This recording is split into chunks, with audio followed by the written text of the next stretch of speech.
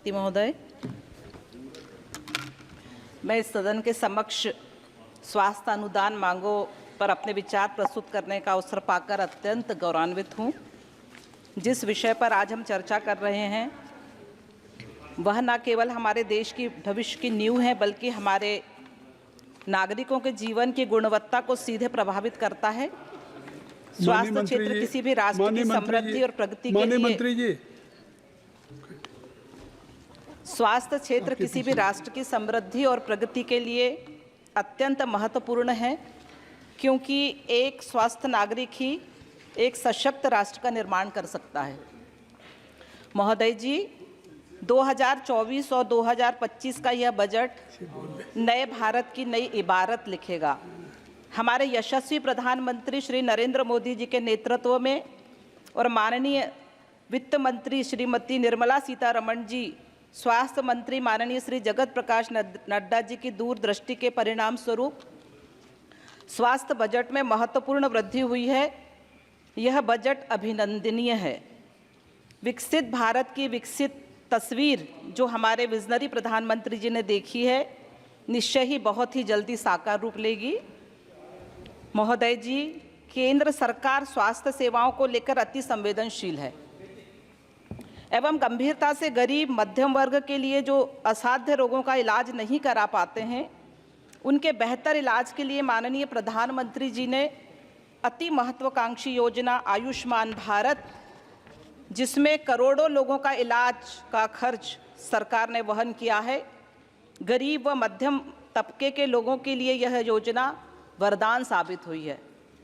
इस योजना के सफल क्रियान्वयन के लिए मैं माननीय प्रधानमंत्री जी का अभिनंदन करना चाहती हूं एवं उन्हें साधुवाद देती हूं।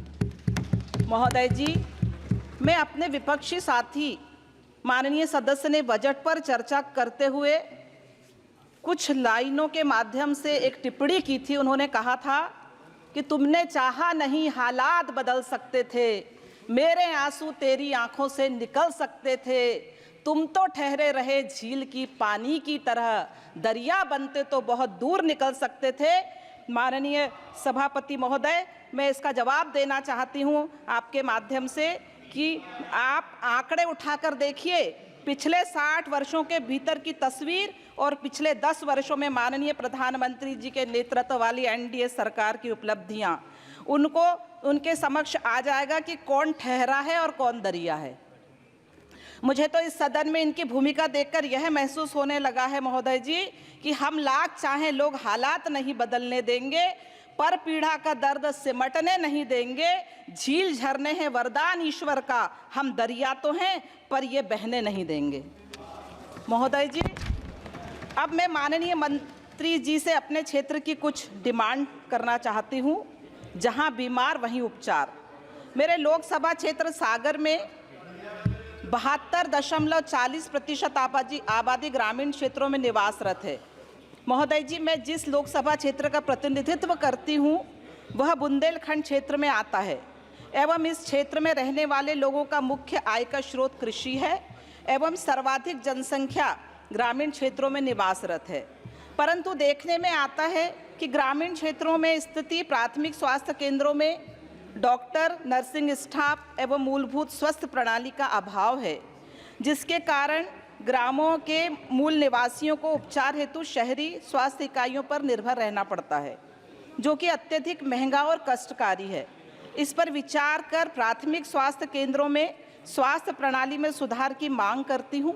महोदय जी, सागर जो समूचे बुंदेलखंड का मुख्यालय है, जिसमें लगभग 12 जिले कवर होते हैं, वहाँ एम्स बुंदेलखंड और पीजीआई की मांग करती हूँ। इससे समस्त बुंदेलखंड की बहुत बड़ी जनसंख्या को स्वास्थ्य सुविधाओं का लाभ मिलेगा।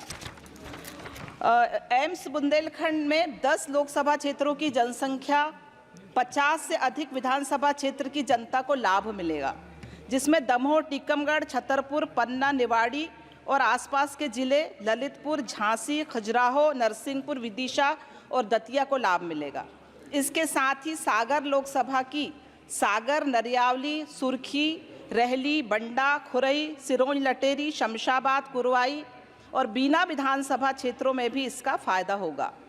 महोदय जी, मैं इस सदन का ध्यान इस ओर भी आकर्षित करना चाहती हूँ कि मध्य प्रदेश के सागर जिले में पदस्थ चिकित्सीय संवर्ग में प्रथम श्रेणी डॉक्टर विशेषज्ञों के कुल स्वीकृत पद 116 हैं, परंतु उक्त में से मात्र 41 पद ही भरे हुए हैं और शेष 75 पद रिक्त हैं।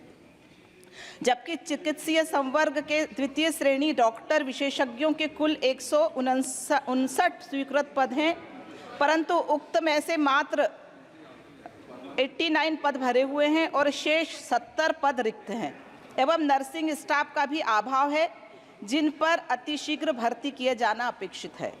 इसके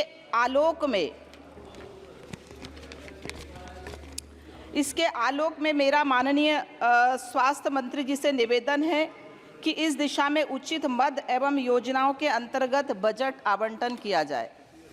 माननीय अध्यक्ष महोदय जी, मध्य प्रदेश की सामाजिक, भौगोलिक और वित्तीय स्थिति को विशेषकर ध्यान में रखते हुए बुंदेलखंड क्षेत्र को जो स्वास्थ्य सेवाओं में मुख्य धारा से पिछड़ा हुआ है, PMABHIM योजना में हुई 123% वृद्धि का लाभ मेरे लोकसभा क्षेत्र सागर एवं बुंदेलखंड के सभी क्षेत्रों में भी पहुंचेगा, ऐसी मुझे उम्मीद है।